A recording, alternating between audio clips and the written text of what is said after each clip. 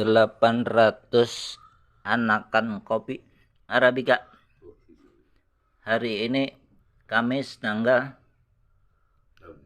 6 Juli 2023. Persiapan hendak diantar ke Belangian. Masih ada sisanya sekitar 100 kali.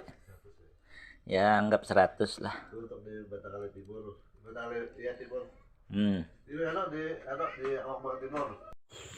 Ini pembibitan kopi yang tadi malam datang sudah disemai, sudah dipindahkan ke polybag.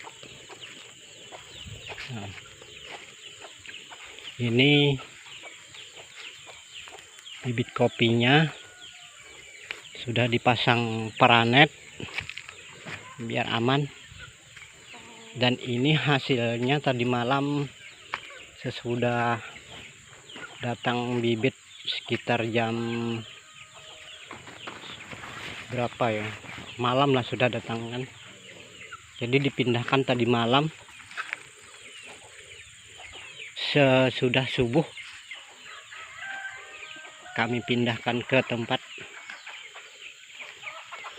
polybag. Nah, ini hasilnya yang sudah dipindahkan tadi malam sesudah sholat subuh langsung. Dan ini aman, tidak kepanasan karena dilindungi oleh paranet.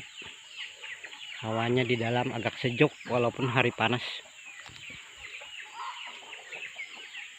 Terima kasih atas pemberian bibitnya. Mudah-mudahan kedepannya akan lebih terawat dan jadi kebun yang seperti diharapkan.